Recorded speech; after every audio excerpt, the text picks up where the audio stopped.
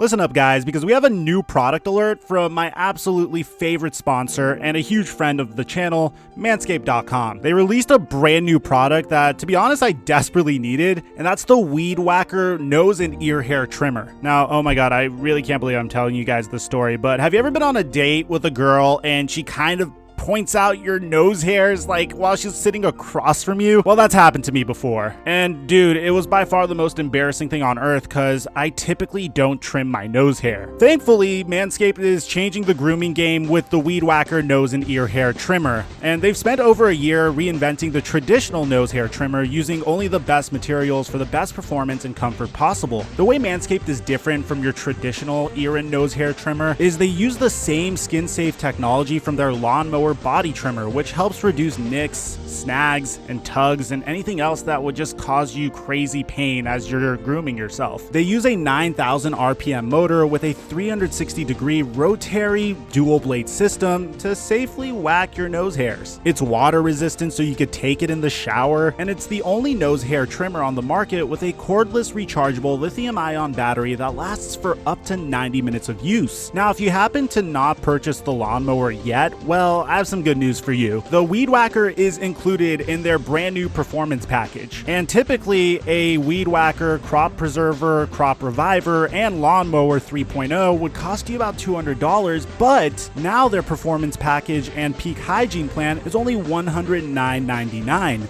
But get this, you can get an additional 20% off of your purchase if you use my promo code TheFlightMike for 20% off. That's promo code TheFlightMike for 20% off on Manscaped.com. And thank you, Manscaped, for the sponsor. Words cannot describe how long I've been waiting to make this video. Every single day, as NBA fans, we have been hearing one rumor after another, and here I was really tempted to make videos providing you guys with the updates, but I really didn't want to provide you guys with any false hope whatsoever. You see, the NBA returning and typical NBA news and trade speculation are two completely different things, because whenever I discuss trade news and trade speculation, well, that's usually the inner rumblings of the NBA. It's pretty much like Lord Varys' little birds talking to each other and me bringing it to your attention.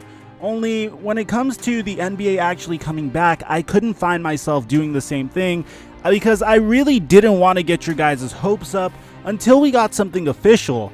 And Mike Mafia, I am so happy to tell you guys that we have something official.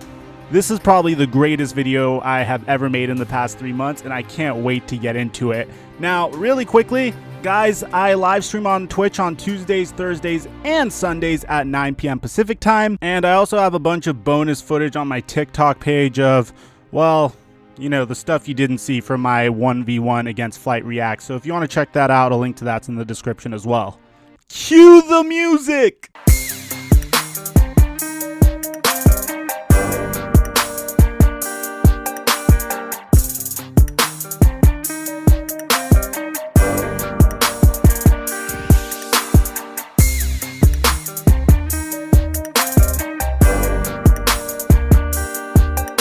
Mic check, 1 2 1 2. What's going on, everybody? Your boy TheFlightMike back again with some NBA news, and man, oh man, I can't believe I'm making this video, bro. I have been waiting so long to make this video. News has been very slow on this channel recently, guys. I'm sure you could understand because, well, the NBA was paused in by far the most unfortunate time for it to be paused, right before playoffs and, you know, right after the trade deadline. So there wasn't really anything to talk about in terms of roster transactions. At least the NFL has had stuff going on in its offseason because, well, they're in the offseason. They don't really need to put a product on the TV in order to have an offseason going. Meanwhile, the NBA was pretty much stuck in limbo, and it was very, very disturbing. But I have some pretty good news for you guys, and here is how it's going to go down.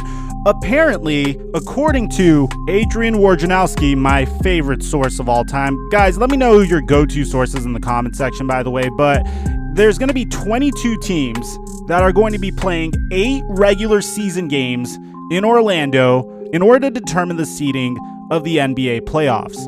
And this is really fascinating because we're not seeing an even split of conferences. Typically, we'd see 8 Eastern teams and 8 Western teams in the playoffs, but this time, we're only seeing 9 teams from the Eastern Conference and 13 teams from the Western Conference.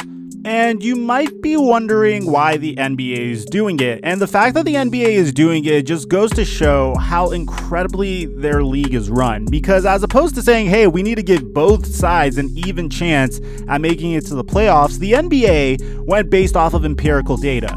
You see, you can make another argument for this as well, and I'm going to get to it, but if you take a look at the Eastern Conference standings and you compare it to the Western Conference standings, in the West, you could kind of make an argument that the San Antonio Spurs, Phoenix Suns, Sacramento Kings, New Orleans Pelicans, and Portland Trailblazers, they have a fighting chance at making it to the 8th seed in the Western Conference playoffs, where if you look at the Eastern Conference picture, after the Orlando Magic, there's a gigantic drop-off in the amount of games that the Washington Wizards need in order to make it inside the regular NBA playoffs. But here's the thing, guys, and I'm going to keep it 100 with you, and you guys know how we do our news here. I like to give you as many angles of this as I possibly can. There's something that you have to take into account.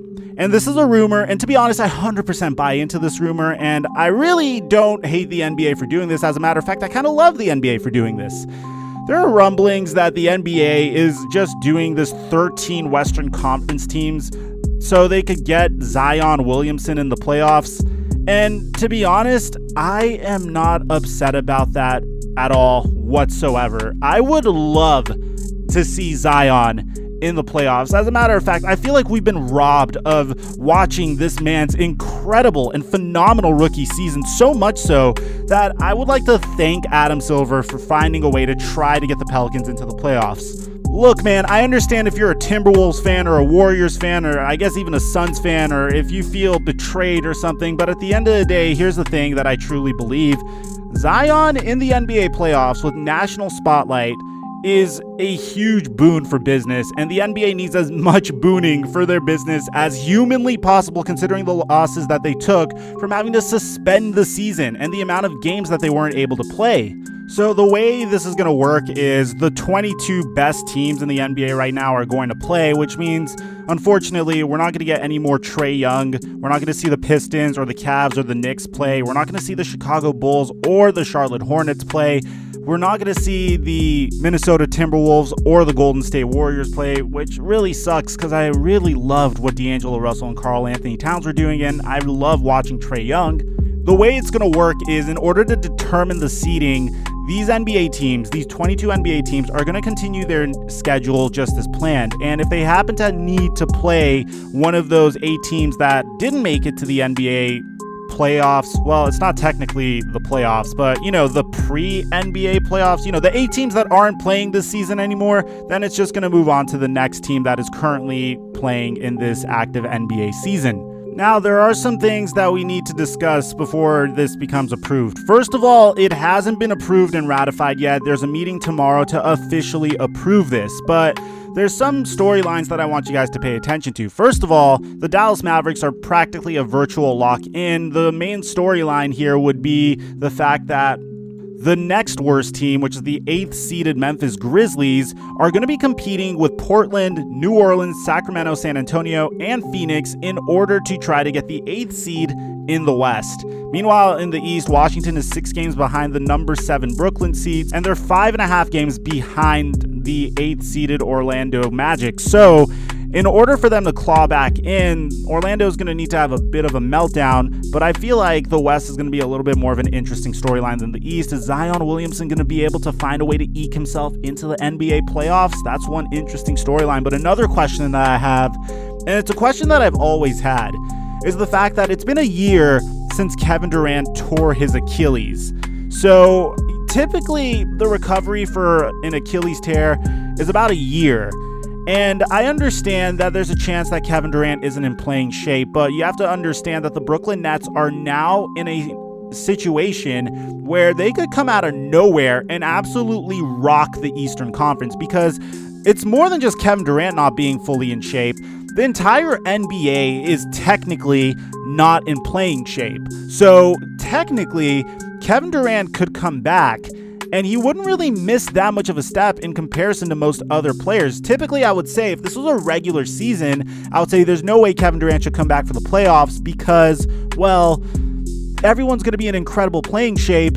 Everyone's going to have remarkable conditioning. Everyone's going to be in playoff form, and Kevin Durant's going to be coming back playing his first couple of games. But in this scenario, Kevin Durant is pretty much on a leveled playing field with everybody else. Everyone hasn't played basketball at the intensity and at the level that they should have. So theoretically speaking, the Brooklyn Nets could be a dark horse contender to make it to the NBA Finals. Now, I know what I said is very bold, and let me tell you why I said NBA Finals. Because, one, the conditioning thing that I was telling you guys about. Two, the star power that Kyrie Irving and Kevin Durant and that remarkable Brooklyn Nets bench has. The only issue is they're actually playing with an interim head coach. So that's the only thing that would make me think that Kevin Durant would not be able to come back this season. But that's still something that I just can't get out of my head. Other storylines we have to talk about is there any resentment towards Rudy Gobert from the Utah Jazz? Could we potentially see a meltdown of the Utah Jazz as a result of what happened between Rudy Gobert and Donovan Mitchell? We have heard reports that they have done what they needed to do to repair their relationship, but it's still something that is on all of our minds. Another thing that I want to bring up to your attention is that there's been several players that actually stayed in phenomenal shape. I don't know if you guys have noticed, but James Harden has lost a significant amount of weight. He's lost so much weight. A guy that I literally made a video on this past summer about, well, is he fat or is the media blowing it out of proportion? Looks pretty freaking good. So historically, we always knocked James Harden in the NBA playoffs. We always said that he couldn't get it done in the NBA playoffs. As great of a player as he is, and as much of a stat sheet beast as he is, when it comes to the NBA playoffs, James Harden has always faltered. So could the rest and the added cardio and the added conditioning that suspended the season, because let's be honest, James Harden has the highest usage in the entire NBA. Do you think that rest will allow James Harden to actually take over in the NBA playoffs? Could this be a brand new version of James Harden? How is LeBron James going to do now that he's had some added rest? How is Kawhi Leonard going to do now that he had 3 months of load management? Is he going to be rusty at all? These are all storylines that just pop into my head. And if you have any other storylines, please let me know in the comment section down below, man. I am giddy like a little girl. This is the greatest news that I've ever received in the past 3 months. And considering the fact that the world is in a very dark place right now, I think we need basketball more than ever. Let me know what you guys think about the proposal, guys, and make sure to drop a like if you enjoy the content. I'm your boy, TheFlightMike, and I'll catch you guys in our next upload.